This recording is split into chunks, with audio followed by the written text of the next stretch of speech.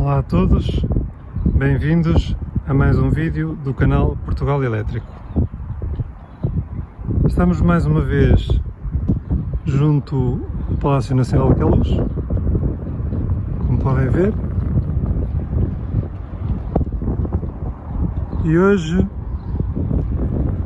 o tema será as vantagens do carro elétrico.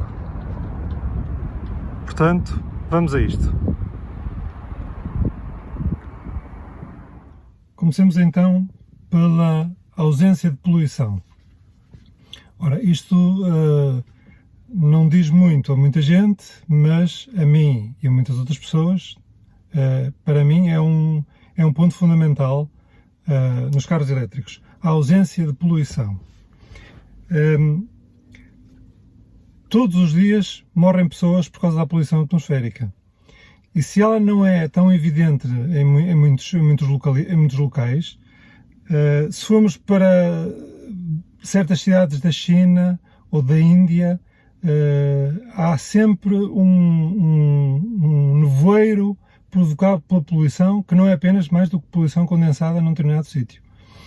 E, portanto, isso atinge os pulmões das pessoas, provocando um certo número de doenças que, se pesquisarem um bocado, elas são bem conhecidas. Portanto, isto para mim era um ponto fundamental, ter um carro que não poluísse. Não menos importante é a ausência, num carro elétrico, de ruído e vibrações. Ora, eu posso-vos dizer que o facto de não ter vibrações e nem ruído torna os carros elétricos numa condução muito mais calma, com um enorme prazer de condução, posso-vos garantir. Eu experimentei a primeira vez um carro elétrico, foi um Nissan Leaf, e fiquei logo a pensar que é aquele tipo de carro que eu quero. Portanto, a condução é muito calma. Adicionalmente, não temos caixa de velocidades, nem embreagem, e portanto não é preciso andar a trocar para a primeira, a segunda, ou por exemplo, outro exemplo, no para-arranca. No para-arranca, a ausência de uma caixa de velocidades é qualquer coisa de fantástico. Em vez de estar preocupado em primeira, segunda, embreagem, para, arranca, etc., a gente só tem que se preocupar com acelerar e travar. Mais nada. Portanto, acelera um bocadinho para andar. No caso deste carro até é mais interessante, porque eu posso pôr em autopilot e ele segue automaticamente o carro da frente e nem sequer me dá trabalho nenhum numa fila de trânsito. Portanto, o que eu aconselho a quem tiver algumas dúvidas sobre isto é: façam um test drive com um carro elétrico, qualquer um, e vocês vão ver que a condução é muito, muito melhor, é muito mais calma, muito mais relaxada. Fala-se muito numa questão que é a energia que um carro elétrico carrega na bateria, para depois ser usada para força motriz. É muitas vezes conotado, mas são centrais a carvão que produzem essa energia não é 100% renovável. Ora bem, aqui temos duas questões. Primeiro, em Portugal, a maior parte da energia, eu digo que o ano passado, em 2020, foi cerca de 60 e qualquer coisa por cento, já é renovável. Outra coisa que se pode fazer é, quem tiver a oportunidade de ter uma garagem, de poder carregar o carro durante a noite, optar por carregar nas horas menos utilizadas, por exemplo, entre a meia-noite e as 6 da manhã, quase não há consumo, portanto, quase toda a energia da rede é renovável, porque provém de eólicas e hídricas. Portanto, é mais um truque que podem usar para dizer: o meu carro carrega com energia renovável.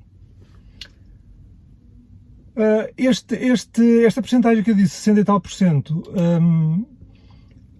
ao longo do tempo e no futuro, continuará a ser cada vez maior a percentagem de energia renovável na rede elétrica. Porque cada vez há menos centrais a carvão, cada vez há mais energias eólicas, e portanto, mais a solar, ainda por cima, que está muito... a solar está num grande desenvolvimento agora em Portugal, foram licenciadas não sei quantas centrais solares, e portanto, este número tenderá a crescer e tenderá para os 100% de energia renovável em Portugal e em todo o mundo. Outra questão que qualquer pessoa pode fazer é, junto do seu fornecedor de energia, optar por um tarifário verde. Eu, por exemplo, aqui há uns anos, junto do meu fornecedor de energia elétrica, fui ao site deles e verifiquei que eles tinham um tarifário com energia 100% verde. Ora, eu optei imediatamente por esse tarifário, é ligeiramente, mas muito ligeiramente mais caro, 1% ou de diferença ou qualquer coisa do género, e portanto eu tenho a certeza que na minha casa a energia consumida é 100% renovável. Ora, o que acontece? Vocês podem perguntar, mas como é que eles sabem como direcionar a energia renovável para a minha casa e para o meu vizinho do lado? Não. Pois, é verdade. Eles não diferenciam. No entanto, o que é que as companhias de eletricidade fazem? Se eu consumo num mês 100 kWh, por exemplo, eles sabem que esses 100 kWh eles têm que gerar a partir de energia renovável. E, portanto, se muita gente aderir a tarifários verdes, cada vez mais as companhias são obrigadas, entre aspas, a gerar essa energia de fontes renováveis. Outra questão que também se fala é que a comparação da energia usada por um carro elétrico, que diz-se por vezes que é mais poluente do que um carro a combustão. Isto não é verdade de todo. Eu posso dizer-vos que, pelo que já estudei, mesmo que toda a energia usada por um carro elétrico fosse proveniente do carvão, da queima de carvão, mesmo assim o carro elétrico era superior, era melhor em termos, era menos poluente. Até porque a gasolina ou o gasóleo não nascem na bomba. Ou seja, tem que se gastar energia para extrair o petróleo, portanto aí já tem um grande impacto ambiental. Tem que se gastar energia depois para o refinar, tem que se gastar energia para o transportar e distribuir. Portanto, é um ciclo muito menos eficaz, menos eficiente e altamente poluente. Além de que, se um carro a combustão recebe, imaginemos, 10 litros de gasolina, com isso eu faço X km, 70% da energia proveniente desses 10 litros de gasolina é desperdiçada em calor. Portanto, o carro a combustão, na melhor das hipóteses, só aproveita 30% da energia contida na gasolina. Outra questão que eu já escalpelizei mais ou menos em vídeos anteriores, agora vou fazer apenas um resumo, são as poupanças em termos financeiros. Ou seja, poupa-se no IUC, porque o carro elétrico não paga imposto único de circulação, poupa-se muito em energia, porque no meu caso eu posso dizer-vos que eu carrego um valor relativamente elevado por kWh, mas mesmo assim são 2,60€ por cada 100 km, enquanto no meu carro anterior a gasolina eram 10€ por cada 100 km. Poupa-se em estacionamento em alguns municípios em Portugal, alguns é totalmente gratuito, noutros têm descontos, e poupa-se imenso em manutenção, porque um carro elétrico tem muitíssimo menos manutenção do que um carro a combustão. Para isto eu vou dar-vos um exemplo.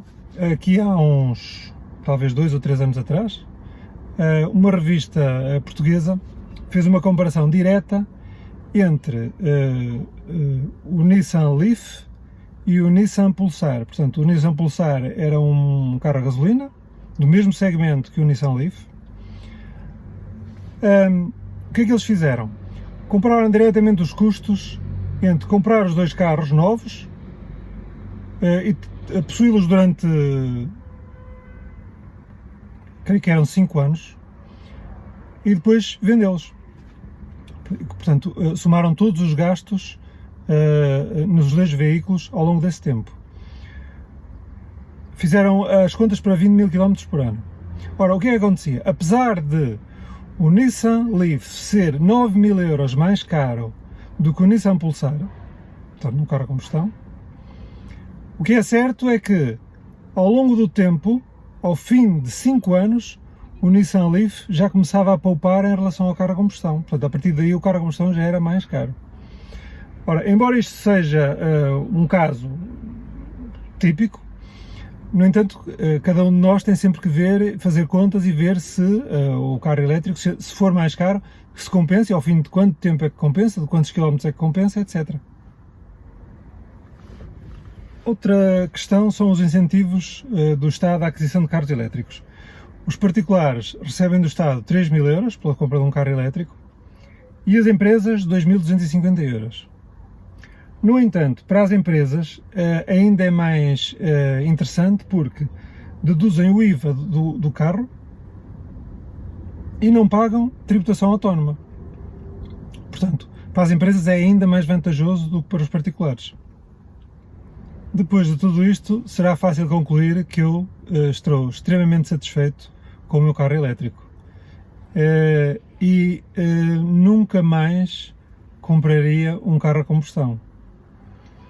Isto, tanto quanto eu sei, quase toda a gente que tem um carro elétrico raramente diz que voltaria a comprar um carro a combustão. Portanto, eu espero que este vídeo tenha sido útil.